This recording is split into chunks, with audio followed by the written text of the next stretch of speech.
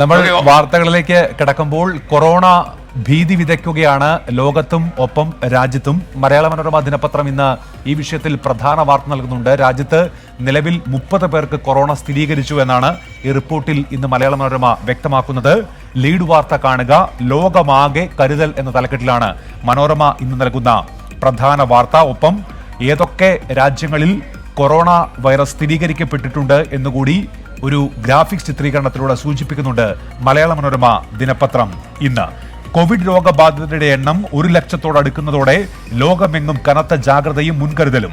87 രാജ്യങ്ങളിലായി മൊത്തം രോഗബാധിതർ 97,811. ഇതിൽ 3,353 പേർ മരിച്ചു. ഇന്നലെ 100 പേരാണ് മരിച്ചത് എന്ന് മനോരമ ആമുഖമായി പറയുന്നു. ഒപ്പം ഇന്ത്യയിൽ എന്താണ് സ്ഥിതി എന്നുകൂടി മനോരമ സൂചിപ്പിക്കുന്നുണ്ട്. ഒരാൾക്ക് കൂടി രോഗബാധ, 16 ഇറ്റലിക്കാർ ഉൾപ്പെടെ മൊത്തം രോഗം ബാധിച്ചവർ 30. ഇതിൽ 3 പേർ കേരളത്തിലായിരുന്നു. അവർ രോഗമുക്തരായി. വിമാനത്താവളങ്ങളിൽ കർശന പരിശോധന നടക്കുന്നു. എല്ലാ സംസ്ഥാനങ്ങളിലും ദ്രുത പ്രതികരണ സേന, ജില്ലാ, ബ്ലോക്ക്, ഗ്രാമതലങ്ങളിലും ഇത്തരം സേനകൾ രംഗത്തുണ്ട്. ഡൽഹിയിൽ പ്രൈമറി സ്കൂളുകൾ മാർച്ച് 31 വരെ അടച്ചു. രാഷ്ട്രപതി ഭവനിലെ മുഗൾ ഉദ്യാനം നാളെ അടയ്ക്കും. ഡൽഹിയിൽ സർക്കാർ സ്ഥാപനങ്ങളിലടക്കം ബയോമെട്രിക് ഹാജർ സംവിധാനം നിർത്തി. കായിക താരങ്ങൾ പരസ്പരം കൈകൊടുക്കുന്നതും ആലിംഗനം ചെയ്യുന്നതും ഒഴിവാക്കാൻ നിർദ്ദേശമുണ്ട്. വിസ നിയന്ത്രണത്തിന് പുറമെ ഇന്ത്യയിലെത്തുന്നവർ കോവിഡ് ബാധയില്ലെന്ന മെഡിക്കൽ സർട്ടിഫിക്കറ്റ് ഹാജരാക്കണം. ഇറ്റലി, ദക്ഷിണ കൊറിയ എന്നിവിടങ്ങൾ സന്ദർശിച്ചെത്തുന്നവർക്കാണ് ഈ നിർദ്ദേശം ബാധകമാവുക. ഈ മാസം 10 മുതൽ ഇത് പ്രാബല്യത്തിൽ വരും എന്നുകൂടി മനോരമ പറയുന്നു. ഒപ്പം മറ്റു രാജ്യങ്ങളിലും ഈ കോവിഡ്-19 സ്ഥിതി എന്താണ് എന്ന് സൂചിപ്പിക്കുന്നുണ്ട് മലയാള മനോരമ. ലോകരാജ്യങ്ങളിൽ മുഴുവൻ ആശങ്ക നിലനിൽക്കുന്ന സാഹചര്യം എന്നാണ് ഈ വാർത്തയിൽ മലയാള മനോരമ ഇന്ന് വ്യക്തമാക്കുന്നത്. മനോരമ ഒന്നാം പേജിൽ തന്നെ നൽകുന്ന മറ്റൊരു വാർത്ത കൂടി കാണുക. അത് KSRTC ജീവനക്കാരുടെ മിന്നൽ പണിമുടക്കുമായി ബന്ധപ്പെട്ടാണ്. ഇക്കാര്യത്തിൽ കളക്ടറുടെ റിപ്പോർട്ടിന്റെ വിശദാംശങ്ങൾ ഇന്നലെ പുറത്തു വന്നിരുന്നു. മോട്ടോർ വാഹന വകുപ്പും ഇപ്പോൾ ശുപാർശ കൈമാറിയിരിക്കുന്നു KSRTC ഡ്രൈവർമാർക്കെതിരെ എന്നാണ് മനോരമ നൽകുന്ന ഈ ഒന്നാം പേജ് വാർത്ത. 70 ഡ്രൈവർമാരുടെ ലൈസൻസ് സസ്പെൻഡ് ചെയ്യാനാണ് ശുപാർശയെന്നാണ് മനോരമ നൽകുന്ന ഈ ഒന്നാം പേജ് വാർത്ത. ബുധനാഴ്ച നഗരത്തിൽ KSRTC ജീവനക്കാരുടെ മിന്നൽ പണിമുടക്കിനിടെ വഴിമുടക്കി ബസ്സുകൾ നിർത്തിയിട്ട സംഭവത്തിൽ 70ഓളം ഡ്രൈവർമാരുടെ ലൈസൻസുകൾ സസ്പെൻഡ് ചെയ്യാനും പിഴ ചുമത്താനും ശുപാർശ ചെയ്ത് മോട്ടോർ വാഹന വകുപ്പിന്റെ പ്രാഥമിക റിപ്പോർട്ട് കളക്ടറും പ്രാഥമിക റിപ്പോർട്ട് സമർപ്പിച്ചു. മന്ത്രി AK ശശീന്ദ്രൻ ഇന്ന് 10-ന് ഉന്നതതല യോഗം വിളിച്ചിട്ടുണ്ട്. ബസ്സുകളുടെയും ഡ്രൈവർമാരുടെയും വിശദാംശങ്ങൾ തേടി KSRTC അധികൃതർക്കും സിറ്റി പോലീസ് കമ്മീഷണർക്കും വകുപ്പ് കത്ത് നൽകി.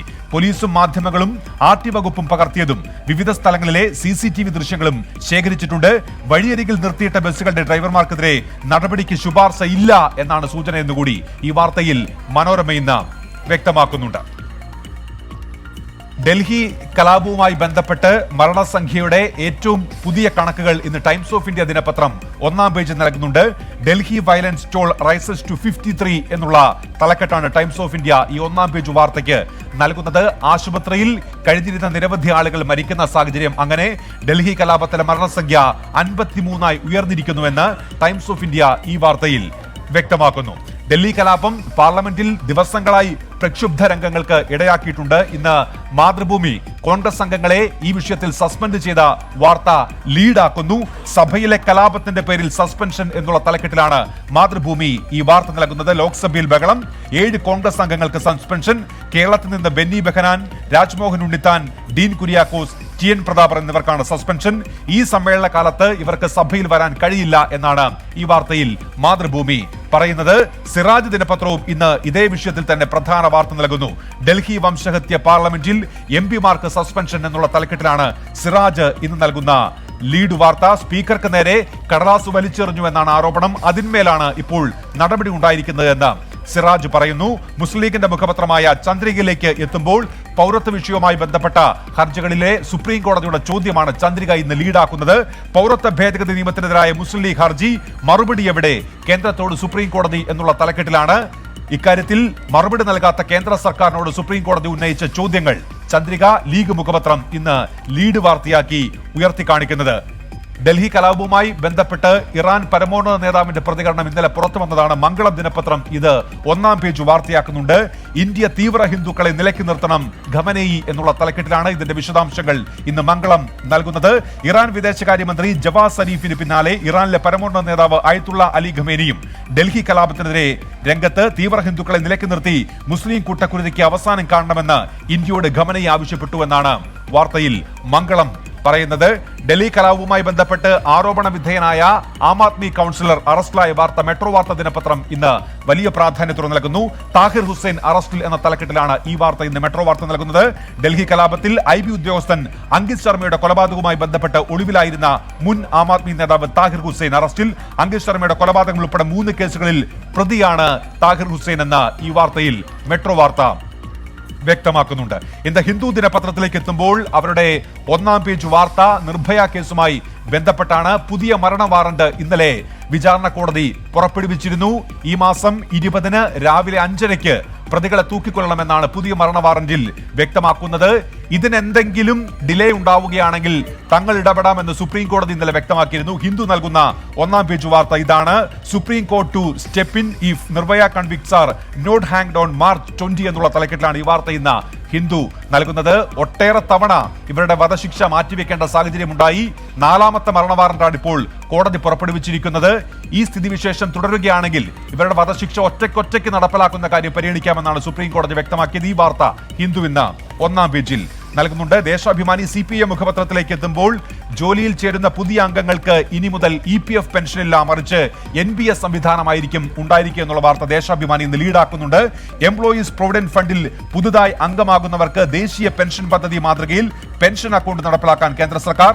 വ്യാഴാഴ്ച ചേർന്ന EPF ട്രസ്റ്റ് ബോർഡ് യോഗത്തിലാണ് കേന്ദ്ര സർക്കാർ നിലപാട് വ്യക്തമാക്കിയത്. EPF പെൻഷൻ പദ്ധതി അവലോകനത്തിനായി നിയോഗിച്ച ഉന്നത സമിതിയുടെ ശുപാർശയായാണ് ഈ നിർദ്ദേശം അവതരിപ്പിച്ചത് എന്ന് ദേശാഭിമാനി പറയുന്നു. ഒപ്പം EPF പലിശ നിരക്കിൽ കുറവ് വരുത്തിയ കാര്യം കൂടി ദേശാഭിമാനി സൂചിപ്പിക്കുന്നുണ്ട്.